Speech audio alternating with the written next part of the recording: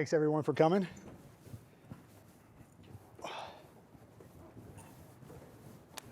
I'd like to introduce our panel here, and starting off with Dr. Rebecca Ruff. Thanks. My name is Rebecca Ruff. I am the lead design strategist for the Defense Health Agency. We primarily oversee the digital health strategy for DHA, which delivers healthcare to all of the military. Fernando. Dr. Fernando de la Peña, President and CEO of Aexa Aerospace. We are a NASA contractor. We provide portable holographic teleportation in space. And Mark. Good afternoon, everyone.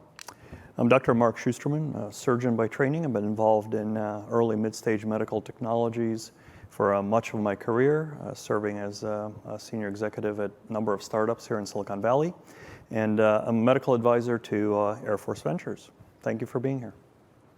Appreciate that. And as was introduced, so for AFVentures, what we're really interested in is how do we catalyze innovation on the government side. And perhaps by the title of the presentation, you might not realize that this is actually either a government panel or industry working with government. So really interested to show you a couple things here, one of which the goal is going to be is to show some of the problem sets that we in the government are addressing using XR, especially in healthcare, and then also some of the opportunities that exist for you all that are creating new products in this space to potentially partner and find use cases that we haven't even thought about yet.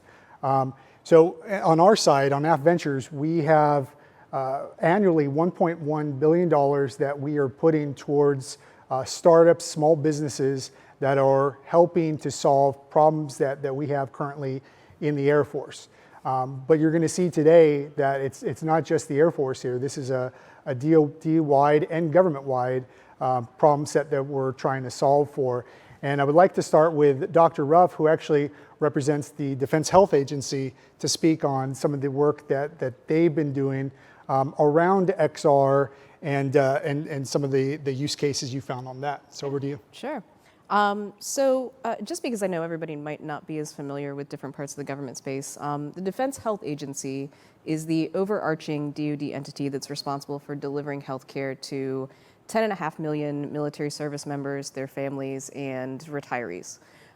We oversee approximately 650 facilities, both within the United States and outside of the United States, and are primarily tasked with all aspects of healthcare delivery. AR and XR really for us kind of started a bit early. We've, both in the medical space and the DoD, have leaned heavily on, classical simulation for things like training, things that we can't always do. The first time you see it on the battlefield isn't the first time you want to be doing something, right? So we've been at both the forefront and the lagging end of the technology. 10 to 15 years ago, we established what we call a wide area virtual environment. Classical simulation paired with early virtual technology, a combination of projections, things that could be used to immerse people in training and tactical scenarios, simulating helicopters, simulating noises and smoke, using actors and moulage, and going through some of the medical training that people needed to do. Now you fast forward to 2022, and we know that these are capabilities and an immersion technology that could be used for things like training, very much in the classical way that we've developed them, but that could now be turned into AR and virtual experiences that are completely immersive in ways that we've only ever really been able to simulate in the past. That's really one of the big things that our team within DHA wants to focus on. By congressional mandate, we have to establish DHA's digital health strategy, and AR and VR are among the highest priorities for us in terms of initially training, which is kind of what we see as the easiest piece to tackle. And then some of the downstream long-term uses in terms of actual clinical care do get a bit more difficult because of the patient care aspect, safety, clinical quality measures, things that you have to comply with. But those are really our focus areas for now. Oh, that's great. Dr. Peña. Thank you. Well, first of all, retired Air Force General Dr. Josef Schmid is not here, but he recorded a video using holoportation The quality is not the best. We use a $300 laptop, which we had handy. We didn't use the NASA equipment, but the content is great. Can you please play the video from Dr. Schmid?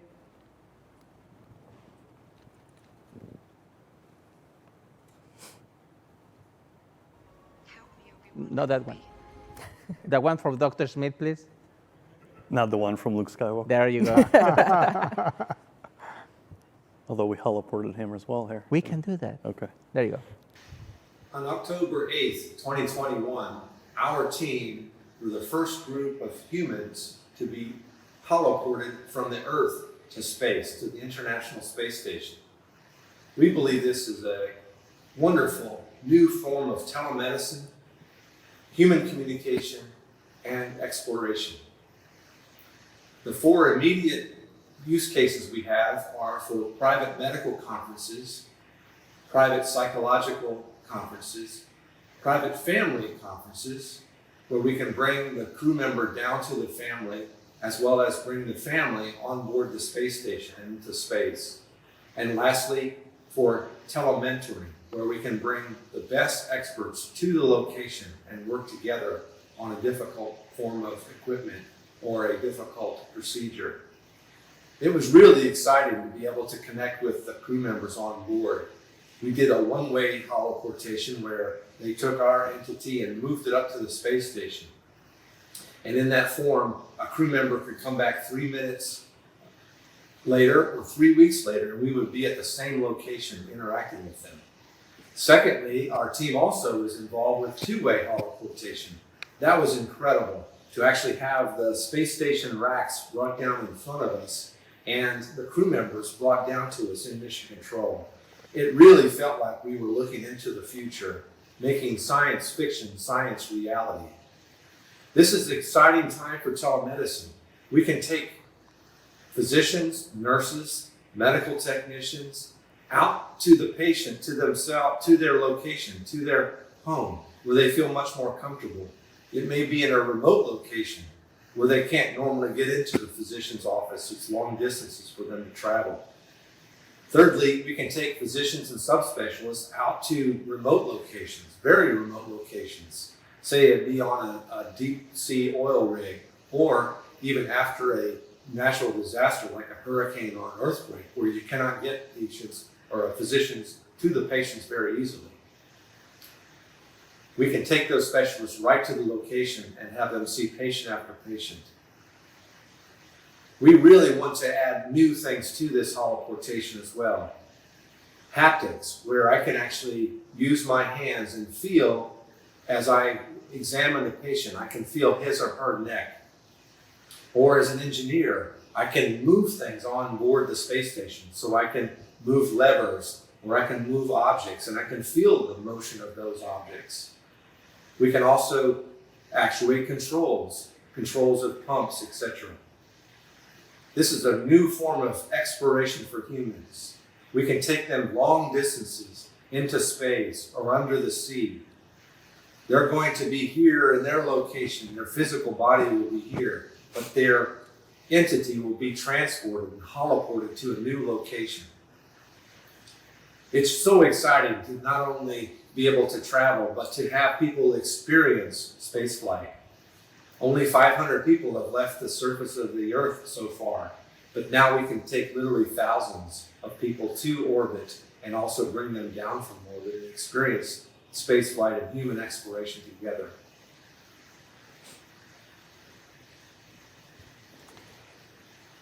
So let me give you a little explanation about why that happened and why we performed the first off-planet holoportation. There are several milestones. One is all the red tape. Most of the time, if you want to send something to the space station, there's need to be some procurement, needs to be an RFP. It may take you up to 10 years. We use something called a technology demonstration. This allows us to use our technology under the sea, and I will show you a video, and this allows us to put our technology on a station in less than a year. So that's a new vehicle that companies can use to put their stuff on a station. And now I will show you a quick video which explains very quick about how our portable holoportation works, and then I will explain you what we did after that. Please play it.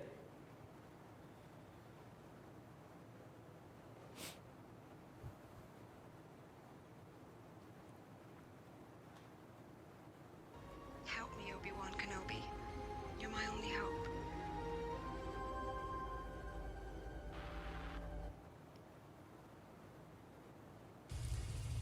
Hey, Nathan, please help me. My car is not working, and you are my only hope.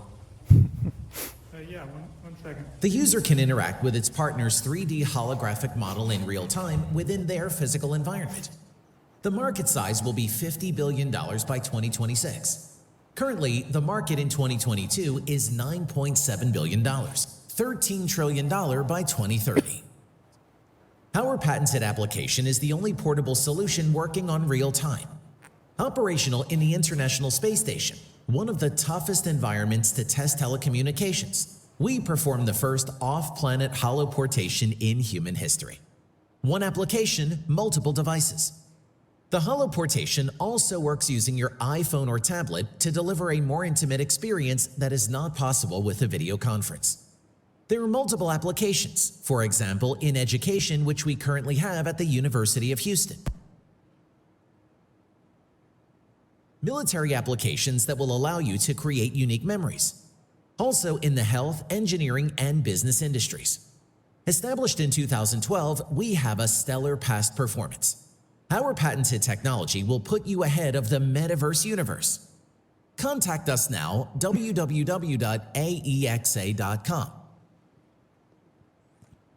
So one of the problems to put this on a station, believe me or not, is bandwidth. One of the requirements is to have this technology working with 5 megabits per second for a two-way holoportation, so for up and down. And then on a station, it's one of the toughest environments. You have satellite handover, so you don't have a constant communication with mission control. You have radiation. You have a lot of issues that we succeeded to make this happen for a one-way holoportation in October of last year and two-way holoportation on April of last year. And let me show you, okay. And as I was telling you, this worked as a technology demonstration with NASA. The first part that we did in 2019, as I remember, it was the use of our technology, which is a training technology using holograms and avatars. And we tested this under the sea. NASA used a facility at the Keys, very close to Key Largo. It's called Aquarius. And that's the best analog environment to test technology. And this is a quick video, and hopefully they can play it, about a NASA surgeon in Houston assisting a crew member at the bottom of the sea, trying to evaluate what was wrong. And yeah. You're going to see a series of shapes. Okay. Yeah, I see a circle, a green circle, and another green circle. And if you have him take a nice deep breath in and out as best he can, and it may be hard for you to hear in that environment, but let me know what you're hearing.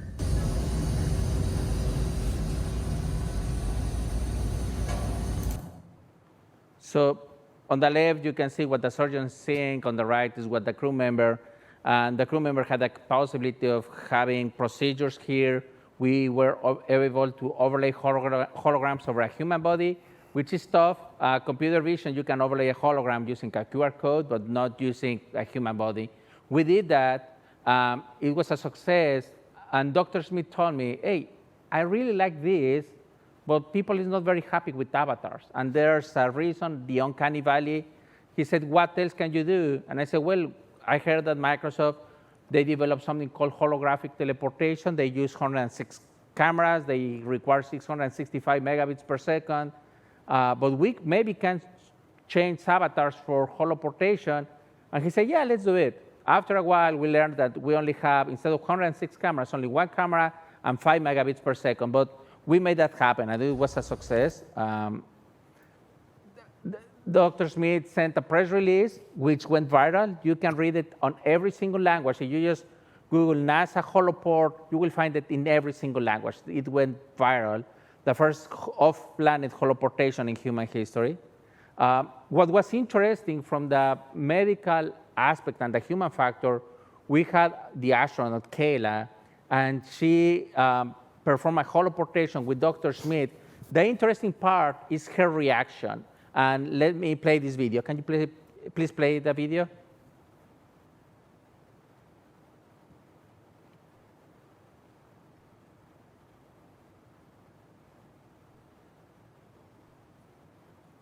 That sound is coming. Hold on.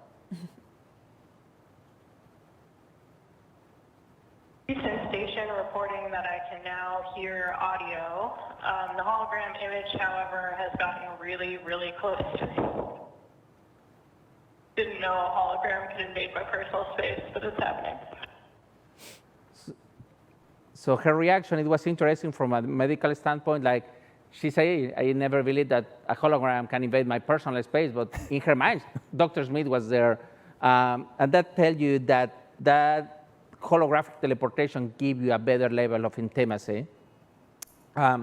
Just to conclude, our goal is, as Dr. Schmid described, to use haptics. So essentially, you will have someone from the ground holoported to another place, to the space station, the moon. Right now, also, you can have an astronaut holoporting back to Earth. And one of the reasons astronauts spend 6 months up to a year in a confined space in isolation. We leave isolation during COVID. There are a lot of issues with long-term isolation. So it is important to have an astronaut holoporting back to Earth and socialize with their family members, wife, kids. We are including haptics, as Dr. Schmid described, the possibility that the doctor can holoport to the station and feel the neck of the patient and have that feedback. We are also working on a possibility of have a robot, and what will happen from the user or the astronaut, they will see Dr. Schmid, because we are planning to overlay the holographic teleportation essence of Dr. Schmid over the robot. So for them, it's Dr. Schmid, but Dr. Schmid from the ground will be able to open doors, manipulate equipment, touch the patient. And finally, we are also making this as a universal application. This is a quick video of my cell phone. I use my cell phone for holoportation instead of using the HoloLens. And yet, let's just play this quick final video, please. So this is my office at home, and I just turn it on, and I have one of my employees in Alabama. I was in Texas, and I just adjust him manually. And I'm having a conversation with him, and he's a hologram sitting on the chair at my office. It looks a little creepy on the back. We need 2 cameras, and we're working on that to have a full 360 holographic teleportation. But the goal is that we're making this accessible for anyone from everywhere, with the requirement of using only 5 megabits per second, which anybody has. And pretty much that's it. Thanks, Dr. Della Peña. And Dr. Shusterman, if you'd like to give a background on yourself and also the use cases that you see with XR, especially around healthcare in the DoD. Thanks, Jimmy. So I'm a bit of a techno geek, as I mentioned. I've been involved most of my career with emerging medical technologies, and I love the idea of leveraging my training and background in health to bring new emerging opportunities to improve healthcare to the patient population and our providers. And actually what our NASA colleagues are doing is just incredibly exciting and demonstrate a couple of uses of AR, VR in healthcare. And I think there are generally 3. And those are, as our NASA colleagues have demonstrated, telepresence, which is certainly a very valuable and interesting area. And that's basically taking a healthcare provider or a patient for that matter, and bring them together in some geographically distant environment without actually obviously physically being there. And the space station is kind of an extreme example of that and a very interesting one. Another case use, which you've also demonstrated, which is very interesting, is really augmenting capabilities, on-site capabilities, and it's really providing information, not necessarily the person himself or herself, but the expertise. So for example, having a surgeon in the operating room wear some sort of a device that either projects some sort of augmented anatomical structure onto real anatomy, thereby facilitating the workflow of the operation or improving safety, or perhaps projecting some sort of information that's needed at the time, for example, radiography. So that's another very exciting use case. And a third use case, which probably is the lowest hanging fruit, and one that I think both our colleagues at the DHA and we are beginning to invest, we at AFWERX or AFVentures, beginning to invest pretty heavily in. And by the way, at AFVentures, we currently have, correct me if I'm wrong, Jimmy, but roughly a couple of hundred companies or so in the AR/VR space that are in our portfolio. And also roughly a couple of hundred companies or so in the health tech space, and there's a pretty good intersection between those. And I'd like to show you one example here. Fernando, do you mind? May I have the remote? Yes, please. Thanks. Would like to show you one example. This is a portfolio company of ours that is actually here in the Bay Area and is emerging as really one of the leaders in AR/VR medical training, VR particularly medical training. And they've been around for a number of years and are out of Stanford, founded by a group of physicians and technologists. Some of you may have heard of this company. And this company has really gained a fair bit of traction both in the DoD and other areas of government. And I know that our colleagues of the DHA have also explored various uses for their technology. I would like to demonstrate one particular use. This is a program actually out of Special Operations Command, Air Force Special Operations Command, called VALOR, Virtual Advancement of Learning for Operational Readiness. And this program currently, as you can see, covers a whole variety of training scenarios. As you may imagine, in medicine, training is really never ending. One of the exciting areas or one of the exciting aspects of medicine is that it's lifelong learning, right? We're all lifelong learners. And some of that learning is individual, much of it is kind of mandated and codified. And there are many, many courses that all healthcare providers have to go through periodically. Some of these courses that you see listed here, some of these training scenarios are for tactical combat casualty care. That's what TCCC stands for. And previously, before advent of VR, most of these courses really had to be done live. And I've had about almost a 30-year now career as an Air Force Reserve physician, and I've been involved in planning, executing, running through many scenarios in mass casualty triage, for example, combat casualty care. And typically these scenarios have involved moulaging multiple people, often using some very expensive and sort of time-consuming modalities. There was also live animal training, which of course nobody particularly likes, but we did that for years because we had no other options. And AR/VR really presents opportunities to make all of that better, faster, cheaper, more efficient. So these are some of the courses that are currently available in that scenario. You can also see that there are some additional curricula that are available as well. And basically this particular package just uses very standard kind of VR goggles, and as you can see, they're air gap multiplayer capability. And I'll show you a video here in a moment, or a couple of videos, but basically these are the simulation training scenarios that are all very compliant with, or fully compliant with the standardized content for those courses and standardized content for patient management that we have been teaching for decades. That's developed by American College of Surgeons, American Heart Association, and so on. So again, you get full integration of these things with various types of electronic health records and clinical documentation. Something called BADDoc, for example, which is used in the military, Battlefield Assisted Trauma Distributed Observation Kit. We love those acronyms. And you can actually access those tools right within the virtual world. So this particular capability is now deployed across a few dozen installations, Air Force installations kind of worldwide, and is integral to training of our pararescue personnel, as well as other special operations personnel. And I'll actually show you a video now, if we could queue up the air transport video, please. There you go. So this is within VR.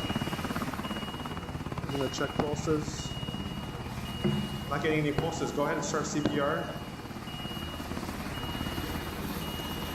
I'll put the pads on him.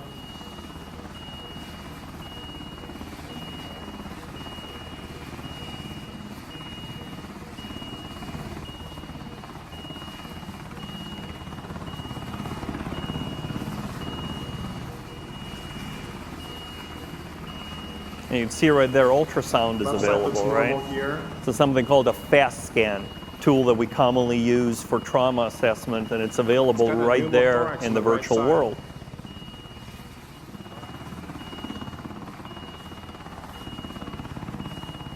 This is a standard trauma pack.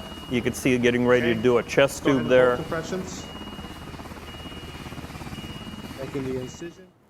So now, this is, as I mentioned, a fully multiplayer scenario. And the next video that I want to show you is actually how this thing looks from the outside. So if you could cue up my second and last video, please. So here we go. Hey guys, sorry it was kind of a rush load up there. I'm Sri, this is Rivera. Hey. Those are obviously the two providers that are within this scenario. And you then want to tell me what happened? Computerized characters up top there that are interacting with them. The view in the lower right is the proctor, and the proctor can select responses, and much like an aircraft simulator, for example, can simulate patient's condition, and if the providers do not do the right thing, then the patient will crash, for example, can simulate various injuries, so that's how it looks. Anything else on him? On my exam, he had a few cuts and scrapes, but nothing too bad. I think he might have something intracranial. Hopefully we can get him back in time. Yeah, nice work. We're going to go ahead and do a secondary, and we'll take it from there. Okay. All right, thank you.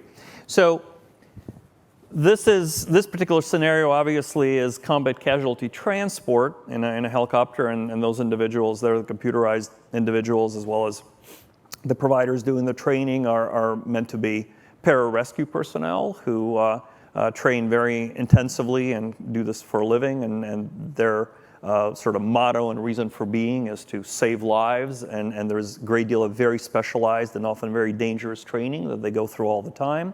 And these sorts of tools, AR, VR tools, can really be incredibly helpful in improving their proficiency. So again, as I mentioned, we have sort of three major interests in introducing AR, VR into our little universe, and one of them is training, another is telepresence, and then another is augmentation of information that's available to the providers. And a number of companies in our portfolio direct their efforts toward these three areas, and I'm sure that there are others that I'm not even thinking of right now, but those are sort of the general categories. And Dr. Ruff, I know that your working group that you mentioned before is primarily focused on training as well, but with an eye toward these other capabilities also. Is that right? Correct. So we've recently established what we're calling an AR/VR working group and Center of Excellence. The primary focus, as Dr. Shusterman said, is primarily the training aspect, but we've also started to lean into, I think, a little bit more of the informational lane. So one of the more novel projects we have actually uses MRI and CT scans to take abnormal or atypical features that you see to prep for surgery and presents them in a 3D cadaver form so that a physician, prior to engaging in any type of surgical procedure, can actually go in and kind of play with the anatomy as it exists within the patient. Sometimes they're deformations, sometimes they have other issues, underlying anatomical structures, different anastomoses. A physician can actually go in and then look to kind of decide how they want to change their surgeries, if there are any specific alterations that they need to be aware of. They can kind of mentally run through those steps, but they can do it against more than just a scan. It's a bit more of an immersive preparatory experience for them. And so that's one of the newer projects that we've been working on that I think is outside of the training lane, but has a little bit more of a direct medical correlation that we're entertaining trying to use as a preparatory step for surgeons. And what made you guys decide to go as a working group on AR, VR, as opposed to another different type of technology? So part of it is, as I mentioned earlier, the congressional mandate that we have to focus on how we're going to incorporate and bring in new digital types of, health-related things to the DHA. The list is all-inclusive of kind of the tech buzzword areas. AR, VR for sure. We definitely see a lot of applicability. Also AI, machine learning, blockchain, some of these other technologies. I think there's a really, really interesting sweet spot when it comes to AR, VR, and the potential to pair that with AI or machine learning, because it gives us the ability to create more holistic scenarios, right? Right now we're looking at, training from SimX that it follows a pretty static model. You engage, you get it correct, or you don't. I think the opportunity to start bringing in some of these more dynamic components creates really a much more immersive and excuse me, I've had a little bit of a cold, a much more complete and immersive experience when you're talking about medicine, which is always this static, non-static, changing, dynamic, situationally responsive process that's never exactly the same every time. For physicians, you can outline a clinical practice guideline, steps that you think are going to happen. But medicine really is about understanding the dynamics of how something could play out and being able to anticipate and respond to different scenarios in real times. So for us, I think that's really where the potential is. Our focus has been on creating kind of this working group, mostly because the history of DHA, it's combined the Army, Navy, and the Air Force medical treatment facilities. There are lots of vendors, lots of products, lots of folks in hospitals on the ground that are trying different technologies, and we want to make sure that we have the opportunity to kind of really look at all of them and find the best solutions and not just the ones that are easily available. I appreciate that. And Dr. De La Peña, question for you is, in terms of, from the startup side of the house, how did you first interact with NASA and decide that this was kind of a viable path to bring your holoportation solutions in? Can you kind of walk us through a little bit of that kind of journey? Sure. Well, that's a great question. Well, as I mentioned before, a technology demonstration is the best way to do it, at least from my perspective. And the way that it works is you talk, in this case, with Dr. Schmid or one of the NASA surgeons and say, hey, I have an interesting technology. I want to demonstrate that. Then you present your case, kind of white paper, and they will evaluate like, yeah, we want to do this, we don't want to do this, or we want to make some adjustments. And what happened is the first part, we used it in an analog environment, which was NEMO, under the sea. And then the second part was testing that on orbit. However, there are other venues. At NASA, we have something called XR, Community of Practice, which is VR, AR, and mixed reality. We have the 10 NASA centers. Every week we have a meeting, and we have companies presenting, and that is completely free. If someone wants to present, they can do it. You can contact Dr. Schmid, you can contact me, and I can send your information, and companies present new technologies. And then you may have some interest from NASA, like, hey, I want to see this, and I want to take this as a technology demonstration. That's the best way to do it. If you don't have any communication with NASA, maybe that's the fastest route. If you already have some kind of contract or some networking, for instance, Dr. Schmid or someone else, technology demonstration is the fastest way instead of just waiting for an RFP and wait in queue for the next 10 years. Appreciate that. To kind of riff off of that, I know it's historically not always been easy to work with the government, right? You know, there's long acquisitions processes. There's just sometimes getting face time with the right customer that can really latch onto your product. I know that AFWERX in particular and DHA, I think both groups are really trying to open the door and work with, you know, non-traditional vendors. There are other contracting vehicles available. There are OTAs.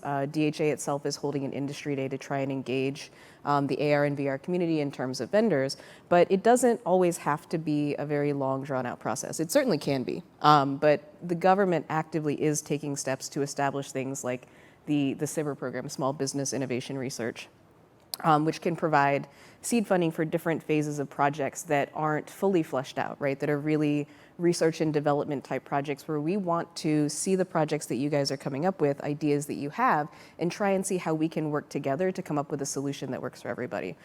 So I would say that, you know, while it's not always the easiest road, it's something that we are actively trying to make simpler. And definitely keep an eye out for things like open topics from SBIR, for industry engagements and ways where, you know, we can get some face time and really learn more about solutions that are out there. Great. And I want to add, if you already have a relation with one government agency, it's easy to jump to another one. In our case, Dr. Schmid is working also with the Veterans Office, like an interagency agreement to use our technology with other agencies. So as soon as you have kind of a contract vehicle or a technology demonstration, it's easier to work with other government agencies. So in my opinion, as a businessman, I can tell you that the government is doing a great job to open opportunities for businesses. So it's not like all the red tape that we used to have in the past. There are multiple vehicles, as you described as well. And Mark, you know, on kind of the other side of the house, I know you've worked with a number of companies out there that have never done any work with the government. Can you kind of walk through a little bit of that process of kind of educating them, especially when it comes to like how we do it on the AFVentures SBIR side? Sure. Yeah, no, that process is pretty daunting. And at a couple of my companies, we did some grant applications and engagements with various government agencies.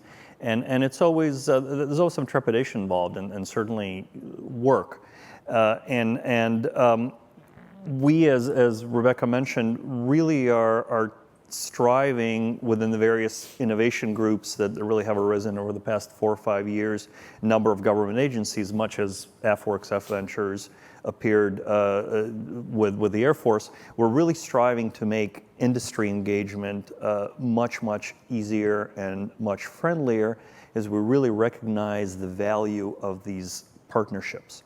And one of the really big advantages, as Fernando mentioned, really becoming engaged with the ecosystem is that once you're in, that whole network really just opens up. That sole sourcing really becomes available. You're no longer subject to kind of competitive bids that by law are there for government. You're really able to present your technologies and potentially sell your technologies as a sole source to government agencies. And in terms of healthcare, really when you start to think about some of the biggest healthcare systems in the country, yeah, it's a pretty big civilian sector out there, but you know, the VA, TRICARE, they're enormous healthcare systems that take care of millions of people, let alone Medicare. Of course, Medicare is a government agency as well and is by far the sort of the biggest payer, right? So how do you really get in? How do you get that foot in the door? Well, as I said, we're trying to make it easier. So for example, at AFWERX, AFVentures, we have something that is called Open Topic that Rebecca mentioned earlier. And that is in contrast to the traditional way that government has typically tried to engage with industry, and that's basically to put out some sort of a solicitation that says, hey, we need a better tank or whatever it is, or you know, we need a better widget. Will somebody come to us and offer to build one? Well, that's great, but it's kind of pretty restricting. What we've done with Open Topic is just basically said, if anybody has a good idea if you think that you have a technology that may be useful to meet some government need, in our case, Air Force need or Department of Defense need, that is also really useful in the civilian sector, dual-use technology, we'll take a look at it. And all it really takes is just a quick pitch deck that pretty much any startup has got, 12, 15 slides, and see if you can interest us. And getting that foot in the door is actually probably fairly easy. And in fact, we will pay you to do kind of customer discovery over a period of a couple of months and give you $50,000, $75,000 to just go out there and talk with people like us and many of our partners and figure out if your technology is of interest. And then there are opportunities to get more and more non-dilutive funding to become more deeply engaged and hopefully to become something like Red 6 or Cimex, or all of these companies now in the AR, VR, and many other spaces that have really become nationally and internationally known for providing their technologies and their services, and they were seeded and aided in their early days largely by government engagement and government investment. That's great. And the only thing I'll piggyback on that too is looking at open topic, and also we have the traditional within AFVentures as well. It really comes down to understanding that what you guys are all building is really the future.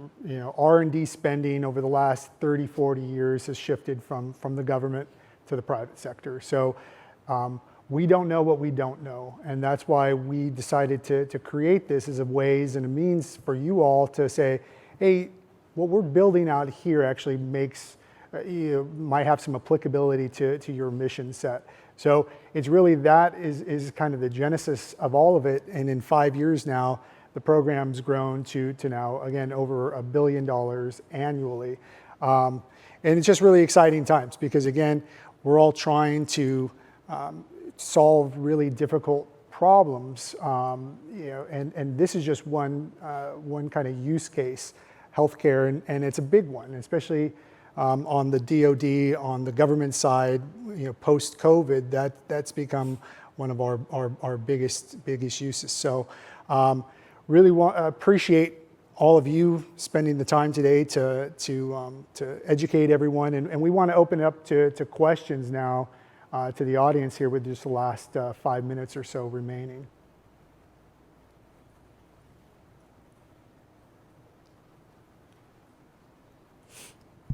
Hello. Thank you guys all for speaking. It's really insightful. My name is Sultan Sharif. I'm with MIT Reality Hack. We're a hackathon at the MIT Media Lab. I'm really curious, what kinds of feedback loops you have. I know specifically, in military, lots of things are secretive, et cetera. So how are you tracking, the growth of different technologies? What's effective? What are best practices that might be occurring between either different areas within the military, or for example, the thing you showed, network and education, that could be a great teaching tool for math teachers. Are you talking to them? Are you playing with different use cases outside of your own, either military use cases or the financial verticals for the company? You want to take that one? You're at the center of a lot of integration in healthcare at DoD. It's quite the loaded question. So I can't say that hasn't been a challenge for us previously. We're starting to kind of grow our network. I think the different DoD entities, different groups, innovation organizations, we're finding that they are both many and few at the same time. Some branches have lots of investments in specific areas. AFWERX has their tech bridges. They focus on a slightly different model. We're starting to cross-pollinate. The government has tended to do innovation internally, entities like DARPA, and ARPA-H, at least for health, that's kind of coming down the pipeline. But in terms of how we've engaged with external industry, that's relatively new. It's something that's evolved over the last 5 years and something that we're getting at internally networking better, and is definitely as part of our mission set, I would say, over the next 2 to 3 years to kind of run more of that hub and spoke model, make sure that there is good communication both up and down the chain and between the services. Because as we know, just because you go from one DoD organization to another doesn't necessarily mean that it's an easy connection across the gap. So it's something that we are working towards. Now, in terms of what you were mentioning as far as dual use ventures, that really does rely, I think, more on each company company's individual initiative itself to kind of understand what its non-DoD use case is. I know that a lot of what AFWERX does actually model their funding stream on has to do with the better utilization of that dual-use technology, and I think Mark and Jimmy can speak to that a bit more, but I do know that that is a big focus area for funding entities like AFVentures, and I think across the DoD.